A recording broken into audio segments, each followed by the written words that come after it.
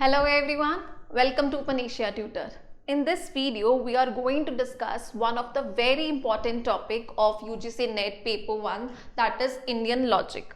As you all know कि ये topic अभी रिसेंटली हमारे सिलेबस में ऐड हुआ है, सो इसमें से लास्ट 2 अटेम्प्ट्स में 2 to 4 क्वेश्चंस जो हैं हमने देखे हैं और आने वाले पेपर्स में भी हम इसमें से ज़्यादा क्वेश्चंस जो हैं वो एक्सपेक्ट कर सकते हैं.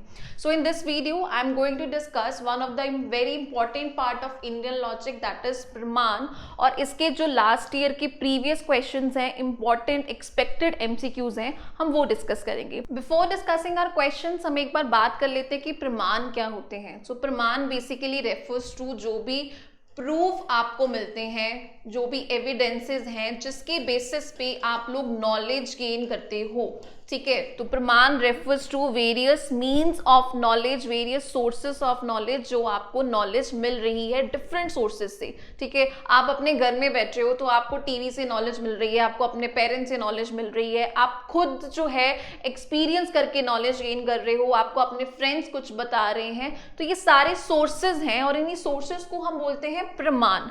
ठीक है, और जो ये सोर्सेज हैं ये वैलिड भी हो सकते हैं, इनवैलिड भी हो सकते हैं. वैलिड सोर्स ऑफ नॉलेज को हम बोलते हैं प्रमा एंड इनवैलिड सोर्सेज को बोलते हैं अप्रमा.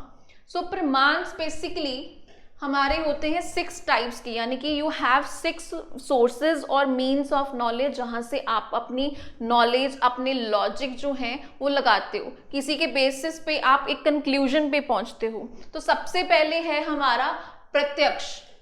प्रत्यक्ष मीन्स परसेप्शन, जो हम खुद एक्सपीरियंस करते हैं, जो हम डायरेक्टली ऑब्जर्व करते हैं या अपने सेंस ऑर्गन्स को यूज करके हम कोई कंक्लूजन पे या अपनी नॉलेज को बढ़ाते हैं, उसको बोलते हैं प्रत्यक्ष या परसेप्शन. फॉर एग्जाम्पल, आपके सामने कोई एक्सीडेंट हुआ है, ठीक है, तो आपने वो खुद अपनी आंखों से एक्सीडेंट देखा है. वहां पे 2 पार्टीज हैं, वो दोनों एक दूसरे को ब्लेम कर रहे हैं. तो आपके माइंड में सबसे पहले जो एक नॉलेज आपके माइंड में आएगी उस एक्सीडेंट के बारे में, वो होगी जो आपने खुद देखा है, जो आपने परसेप्शन अपनी सेंस ऑर्गन्स को यूज करके बनाई है, वो आएगा आपके प्रत्यक्ष में, परसेप्शन में. That is called the first source of knowledge. सबसे पहले जो हम अपने सेंस ऑर्गन्स, यानी कि हम खुद टेस्ट करके, अपनी आंखों को यूज करके, अपने ईयर्स को यूज करके, या एनी बॉडी पार्ट आप अपना यूज करके, चाहे वो इंटरनल है, एक्सटर्नल है, नॉलेज गेन करते हो, उसको बोलते हैं प्रत्यक्ष. ठीक है, उसके बाद सेकंड जो हमारा प्रमाण है दैट इज अनुमान. अनुमान रेफर्स टू की एक आइडिया लगाना, ठीक है, गेस करना. लेकिन आप किसी भी चीज के बारे में गेस तभी कर सकते हो अगर आपको उसका प्रीवियस या कुछ बेस पता होगा. ठीक है, आप इन्फ्रेंसेस तभी ड्रॉ कर सकते हो अगर आपको कुछ बेस उसका या प्रीवियस नॉलेज जो है वो होगी. फॉर एग्जाम्पल कि बारिश जो है, रेन, इसके बारे में आपको अनुमान लगाना है, आपको इन्फ्रेंसेस ड्रॉन करना है कि आज बारिश होगी या नहीं होगी.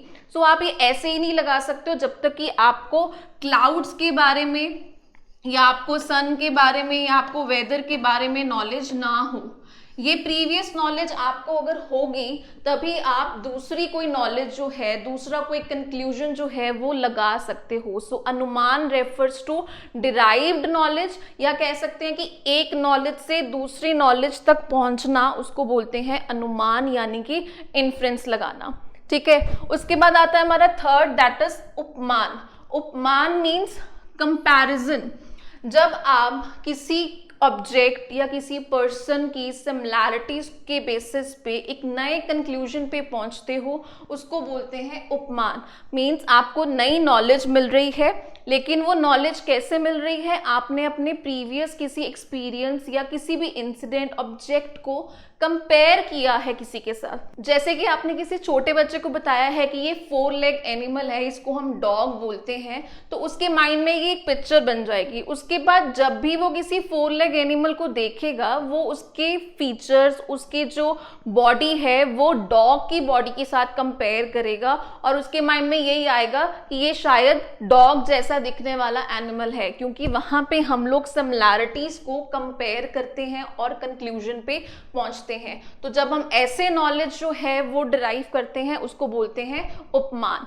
देन फोर्थ वन इज शब्द शब्द जैसे नॉर्मल क्या है, वर्ड्स। तो जब आपको कोई बोल के बता रहा है, कोई लिख के बता रहा है, उस सोर्स ऑफ नॉलेज को बोलते हैं हम लोग शब्द प्रमाण, जिसको बोलते हैं वर्बल टेस्टिमनी। जैसे कि हम लोग बुक्स पढ़ रहे हैं तो बुक्स में जो कुछ भी लिखा है वो आपको नॉलेज प्रोवाइड कर रहा है, तो वो कौन सा सोर्स हुआ, शब्द। ठीक है, किसी के बोले हुए या लिखे हुए शब्दों पे हम बिलीव कर रहे हैं। Then the next is अर्थपट्टी।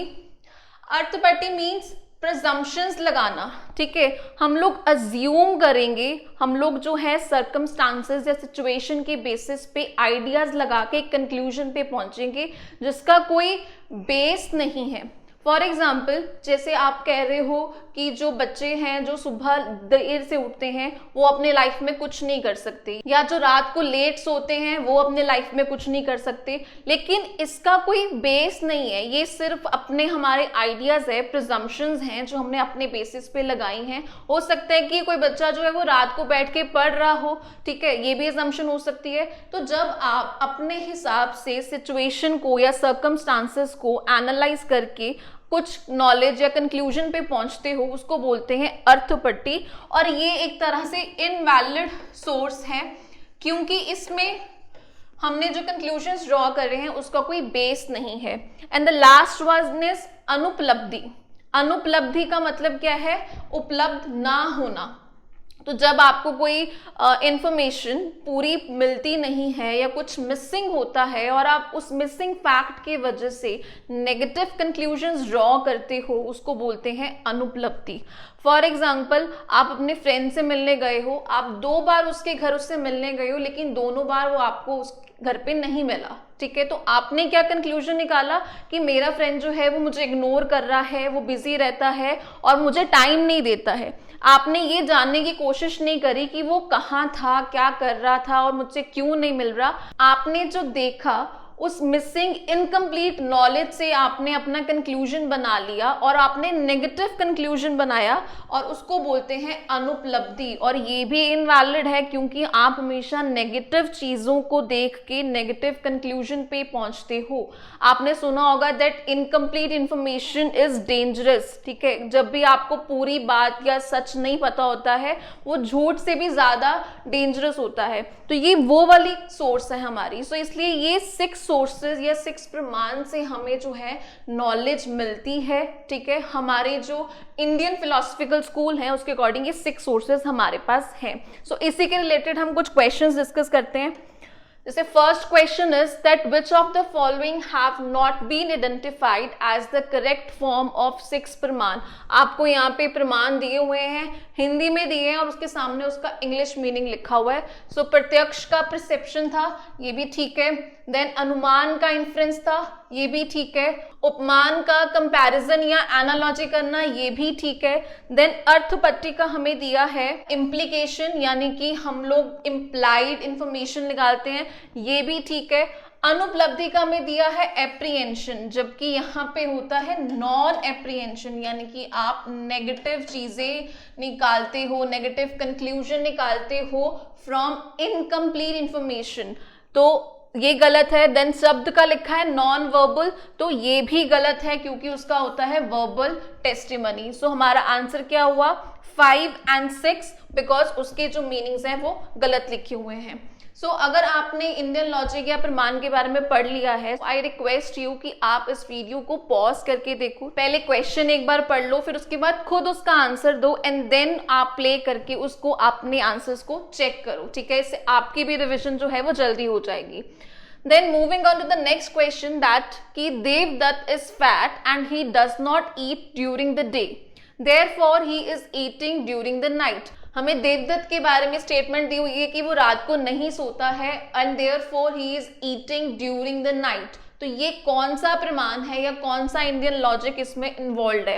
यहाँ पे हम लोग अज्यूम कर रहे हैं, ठीक है, अपने हिसाब से हम लोग जो है कंक्लूजन निकाल रहे हैं सर्कमस्टांसेस को देख के। तो ये हमारा था इम्प्लीकेशन यानी कि अर्थपट्टी। जहां पे आप सर्कमस्टांसेस को देख के अपने कंक्लूजन्स डिराइव करते हो, जिसकी बैक नॉलेज आपको पता नहीं है, फैक्ट्स पता नहीं है, बस आपने देखा और जो आपको सही लगा आपने उस चीज को अज्यूम कर लिया। सो इसका आंसर है इम्प्लीकेशन यानी कि अर्थपट्टी। और आपने नोटिस करा होगा कि ये क्वेश्चन जो है लास्ट जून 2019 में भी आ चुका है और ये क्वेश्चन एक बार नहीं 2 बार पूछा गया है। सो आप देख सकते हो कि टॉपिक कितना इंपॉर्टेंट है। Then moving on in the next question,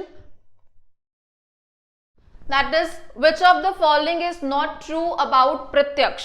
कौन सा स्टेटमेंट सही नहीं है? First one is it is ultimate proof of valid knowledge, ठीक है। Then it supplements the knowledge provided through anumana, अनुमान से जो नॉलेज हमें मिलती है। अगर आपको याद हो तो हमने फर्स्ट पे परसेप्शन किया था, क्योंकि सबसे पहले आप जो खुद देखोगे ना वही सबसे पहली नॉलेज आपको मिलती है, उसके बाद कोई आपको बताता है या किसी और की रेफरेंसेस से आप देखते हो। So perception is the first stage या फर्स्ट सोर्स ऑफ नॉलेज, उसके बाद अनुमान लगते हैं, उसके बाद हम कंपैरिजन करते हैं। तो सेकंड वाला पॉइंट तो गलत है, क्योंकि इसमें उन्होंने बोला है कि अनुमान से हम लोग जो है प्रत्यक्ष पे पहुंचते हैं। Then it works on the doctrine of pratyaksha and need not pramana. जो चीज आपने खुद देख ली है, ठीक है, आपने एक एक्सीडेंट अपनी आंखों से देखा है और उसी एक्सीडेंट के बारे में आपको आपका फ्रेंड बता रहा है, तो आप कौन सी बात पे बिलीव करोगे? जो आपने खुद देखा है। तो खुद देखने के लिए हमें किसी प्रूफ की जरूरत नहीं है, क्योंकि हमने खुद उसके बारे में एक्सपीरियंस करा है। तो इसलिए ये स्टेटमेंट भी ठीक है। Then it is an experience rather than acquiring knowledge. तो नॉलेज के साथ साथ आपका एक एक्सपीरियंस भी बन रहा है, आपकी एक मेमोरी जो है एक चीजों से जुड़ रही है। तो प्रत्यक्ष की रिगार्डिंग ये स्टेटमेंट भी ठीक है। सो सिर्फ B, only B is wrong, तो इस क्वेश्चन का आंसर है B only. Next question is Navya school argues that outside world is known to us through. Navya school Indian philosophy का one of the school thoughts है जो हमारे paper point of view से बहुत इंपॉर्टेंट है। और इस नव्य स्कूल के अकॉर्डिंगली जो फर्स्ट 4 सोर्सेस थे, दैट मीन्स कि परसेप्शन, देन अनुमान लगाना, उपमान लगाना और शब्द, ये 4 जो सोर्सेज हैं वो वैलिड सोर्सेज हैं और बाकी के 2 इनवैलिड हैं। और यहाँ पे वो कह रहा है कि जो हम आउटसाइड द वर्ल्ड देखते हैं वो हमें कहाँ से देखने को मिलता है? अपनी सेंसेस से और अपने माइंड से, दोनों। जब मैंने आपको बोला था कि आप परसेप्शन बनाते हो, तो परसेप्शन आप अपने इंटरनल ऑर्गन्स और एक्सटर्नल ऑर्गन्स, यानी कि आप अपने इंट्यूशंस को, आपके जो माइंड में चीजें आ रही हैं, आप सबसे पहले उस पर बिलीव करोगे, उसके बाद आप जो खुद देख रहे हो, खुद स्मेल कर रहे हो, खुद टेस्ट कर रहे हो, उस पर बिलीव करोगे। सो दोनों चीजें, सेंसेस और माइंड। सो हमारा आंसर हुआ बोथ ए एंड बी। आप दोनों चीजों को साथ में लेके चलोगे जब भी आप जो है परसेप्शन बनाओगे, आप माइंड के अकॉर्डिंगली भी जो आपके मेमोरीज हैं वो, एंड देन जो आप अपने एक्सटर्नल ऑर्गन से एक्सपीरियंस कर रहे हो। After that, next question is which of the following pramans used by classical Indian school of logic to prove the existence of God? एक तो ये क्वेश्चन आ चुका है तो इम्पॉर्टेंट है। दूसरा, आप खुद एनालाइज करो कि हम गॉड की एग्जिस्टेंस को हम खुद तो एक्सपीरियंस करते नहीं है, ठीक है, हम जो है खुद देख नहीं सकते हैं भगवान को, तो प्रत्यक्ष तो नहीं हो सकता है, ठीक है, परसेप्शन नहीं हो सकता है। दूसरा ये कि आप कंपैरिजन कैसे कर सकते हो? भगवान का हम किसी के साथ कंपैरिजन नहीं कर सकते हैं, तो इसीलिए उपमान भी नहीं हो सकता है। अर्थपट्टी यानी कि आप सर्कमस्टांसेस के बेसिस पे बना रहे हो, तो वो तो वैसे भी इनवैलिड सोर्स है, उसके ऊपर तो हम जा ही नहीं सकते हैं। इसीलिए एग्जिस्टेंस ऑफ गॉड जो है वो हम अनुमान लगाते हैं, इन्फ्रेंसेस लगाते हैं, यानी कि आपको थोड़ा बहुत किसी ने पहले कुछ बताया होगा भगवान के बारे में, या आपने खुद जो है थोड़ा बहुत एक्सपीरियंस करा होगा, उसके बेसिस पे आप सिर्फ इन्फ्रेंसेस ड्रॉन कर सकते हो, ठीक है। आप भगवान को कंपेयर नहीं कर सकते, आपको भगवान के बारे में कोई ऐसे रिलायबल सोर्स से शब्द भी नहीं बता सकता है, क्योंकि हमें नहीं पता कि उन्होंने खुद देखा है कि नहीं देखा है, ठीक है। तो इसलिए हम सिर्फ इन्फ्रेंसेस ड्रॉन कर सकते हैं इन एग्जिस्टेंस ऑफ गॉड के बारे में, क्योंकि किसी को भी नहीं पता है कि भगवान एग्जिस्ट करते थे या नहीं करते थे, ठीक है। Next question is according to Kumarila Bhatta anupalabdhi source of knowledge consist in the presentative knowledge of dash. हमने अर्थपट्टी में मैंने बार बार बोला कि हम नॉन अप्रेंसिव और उससे हम नेगेटिव कंक्लूजन्स निकालते हैं। तो ऑप्शंस में है हमारे पास नेगेटिव फैक्ट्स। अगर आप पॉजिटिव फैक्ट्स निकालोगे फिर तो कोई प्रॉब्लम नहीं है, लेकिन आप नेगेटिव रिजल्ट्स निकालते हो क्योंकि आपको प्रॉपर पूरी बात पता नहीं होती है। ठीक है, आपने जैसे आप क्लास में गए और आप जब भी क्लास में गए हो तो क्लास में स्टूडेंट्स नहीं थे, एट दैट मोमेंट क्लास में स्टूडेंट्स नहीं थे, इस बेसिस पे आपने ये अजम्पशन लगा लिया कि क्लास में बच्चे होते नहीं है, क्लास में बच्चे सारे बंक करते हैं। तो वो जो आपने नेगेटिव इमेज बनाई है बच्चों की, उसको ही बोलते हैं हम लोग अनुपलब्धि, यानी कि आप अनुपलब्धि में हमेशा नेगेटिव कंक्लूजन्स पे पहुंचते हो। Then the next question is which one of the following is signified by udaharana of anumana in Indian logic. ठीक है, इन्फ्रेंसेस के बारे में स्टेटमेंट दी हुई है, तो स्टेटमेंट ऑफ रीजन नहीं। मैंने आपको एक बात बोली थी कि जब भी हम लोग अनुमान लगाते हैं तो आपको एक एग्जिस्टिंग पहले नॉलेज पता होती है, एक नॉलेज से हम दूसरी नॉलेज पे जाते हैं, तो एक इंस्टेंस डेफिनेटली होता है। ठीक है, एक रेफरेंस पहले होता है हमारे माइंड में जिससे कि हम रिलेट करके किसी दूसरी नॉलेज पे पहुंचते हैं।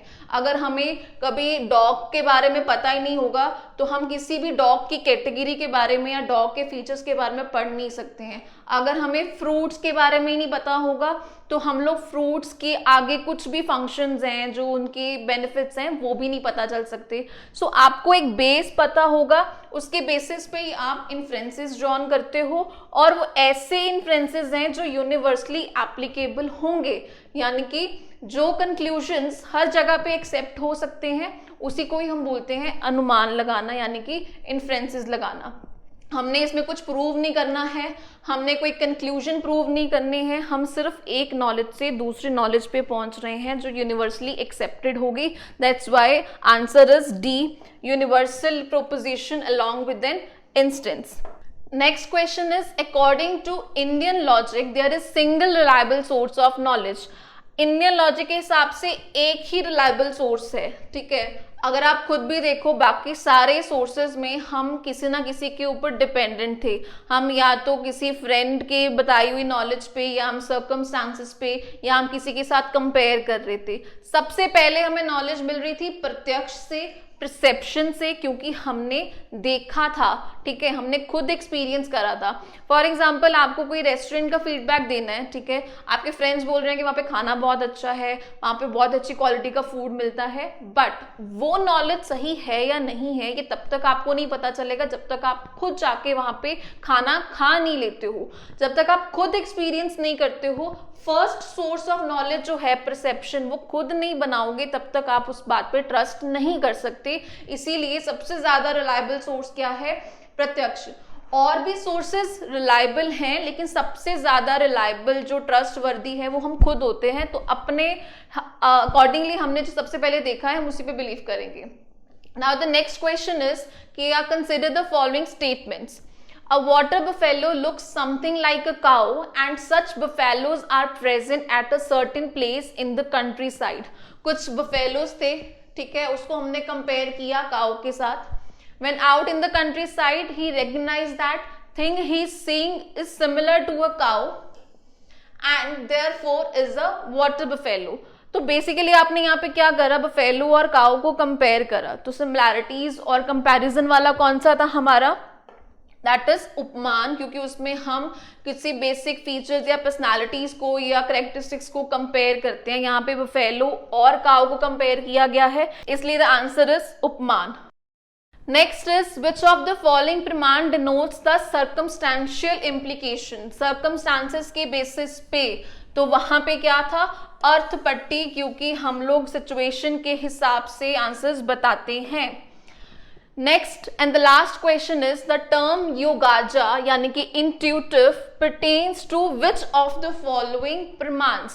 इंट्यूटिव मीन्स जो आपके इंट्यूशंस हैं, जो आपके इंटरनल फीलिंग्स हैं, ठीक है, तो वो आप कब यूज करते हो? जब आप खुद एक्सपीरियंस करते हो, ठीक है। जब हमने परसेप्शन की बात करी थी तो परसेप्शन में हमने कहा था कि आप अपने डायरेक्ट सेंस ऑर्गन्स को यूज करके भी कर सकते हो, या फिर आप अपनी इनडायरेक्ट यानी कि अपनी मेमोरी या जो आपकी कॉन्शियसनेस है, इंट्यूशन है, इस सब से जो आप एक्सपीरियंस करते हो आप वो भी ले सकते हो। सो इसका आंसर हुआ इंट्यूटिव माइंड का यानी कि परसेप्शन का। So these were the few important MCQs regarding pramana. और भी इंपॉर्टेंट टॉपिक्स के क्वेश्चंस हम नेक्स्ट वीडियोस में डिस्कस करेंगे। If you have any query regarding these questions या कोई भी टॉपिक जो आप करना चाहते हो, please let us know in the comment. Till then keep studying and keep smiling. Thank you.